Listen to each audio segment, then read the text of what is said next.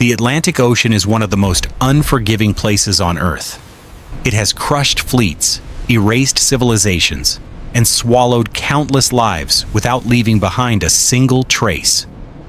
When a ship vanishes at sea, sailors usually expect to find wreckage, floating debris, or at least some sign of disaster. What they do not expect is to find a vessel drifting calmly across the water, sails still raised, cargo still stored, food still on the tables, but with no one left alive to claim it. And yet, in December of 1872, that is exactly what happened. A British brigantine was spotted slowly moving through the Atlantic near the Azores. From a distance, it looked like any ordinary trading ship finishing a long voyage. But when sailors boarded it, they walked into one of the most disturbing mysteries in maritime history. A ship frozen in time, abandoned so suddenly that it felt as if the crew had simply stepped into thin air. That ship was called the Mary Celeste.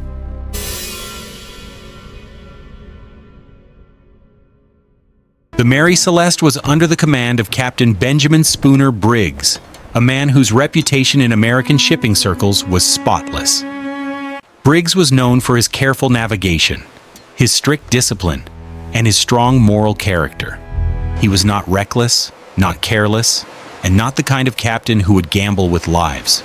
In fact, his confidence in this voyage was so strong that he brought his wife Sarah and their 2-year-old daughter Sophia with him. Something no responsible mariner would do if he believed there was even the slightest serious danger. Briggs had sailed across the Atlantic many times. He understood storms, mechanical failures, and the countless risks of ocean travel. He also knew his ship well. The Mary Celeste had recently undergone repairs and inspections and was considered seaworthy and reliable. Nothing about the vessel suggested instability or danger. Everything about the voyage suggested it would be long, routine, and safe. 7 experienced crewmen joined the Briggs family aboard the Mary Celeste. These were professional sailors who trusted Briggs with their lives.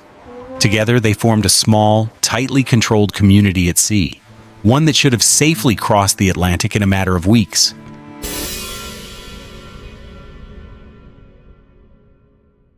The ship's cargo consisted of 1,701 barrels of denatured alcohol, destined for factories in Italy.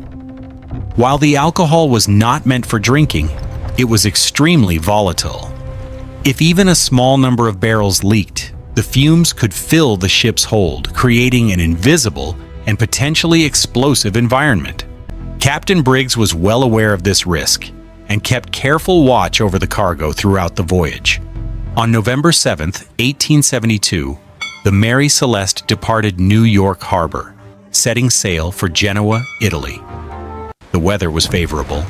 The crew worked normally. The family settled into life at sea. According to the ship's logbook, everything went exactly as planned for more than 2 weeks. There were no reports of mutiny, no medical emergencies, no mechanical failures, no severe storms. The voyage was uneventful, until it wasn't.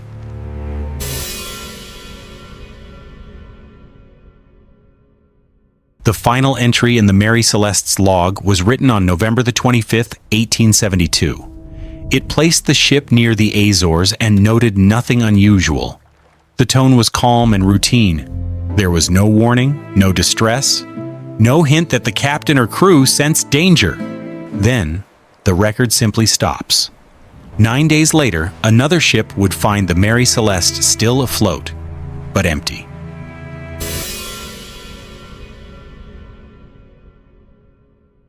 On December 4, 1872, the Dei Gratia spotted the Mary Celeste drifting strangely across the ocean. Her sails were in a strange position, and she was not following a proper course. But she was not damaged, and she was not sinking. When the crew boarded her, they expected to find sickness, mutiny, or accident. Instead, they found silence. The ship was in remarkable condition. The cargo was still secured. There were months of food and fresh water aboard. Personal belongings were still neatly arranged in cabins. The captain's Bible was still in his quarters, Even the crew's boots remained beside their bunks. The only thing missing was the lifeboat and the people.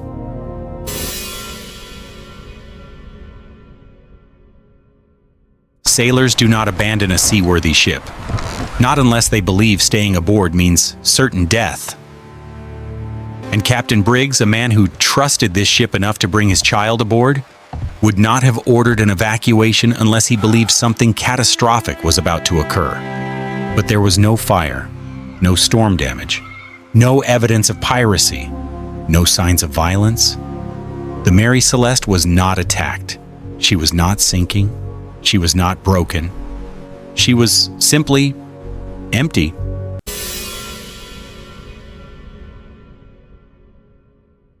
The most accepted theory is that alcohol fumes leaked into the hold, creating a dangerous pressure buildup. A sudden release, perhaps a loud bang or internal shock, may have convinced Captain Briggs that the ship was about to explode. In fear, he likely ordered everyone into the lifeboat, tying it to the Mary Celeste so they could wait safely until the danger passed. But if the rope broke, the Mary Celeste would sail away, and the people would be left alone on the Atlantic. No bodies were ever recovered. No wreckage was ever found. The sea took everything.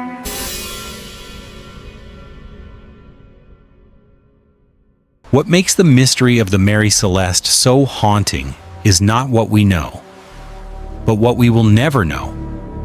There was no wreck, no final radio message, no desperate note written by a doomed crew.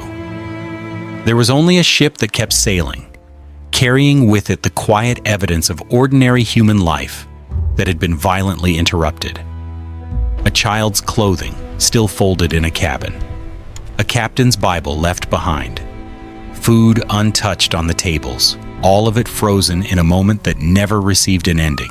Captain Benjamin Briggs was not reckless. He was not careless.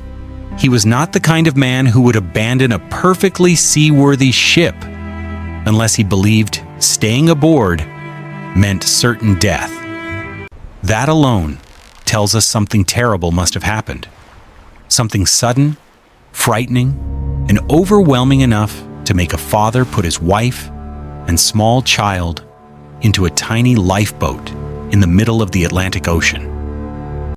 Whether it was alcohol fumes, a pressure blast, or something no one has yet imagined, whatever drove them off, the Mary Celeste was powerful enough to make them choose the open sea over the safety of their own ship. And the ocean never gave them back.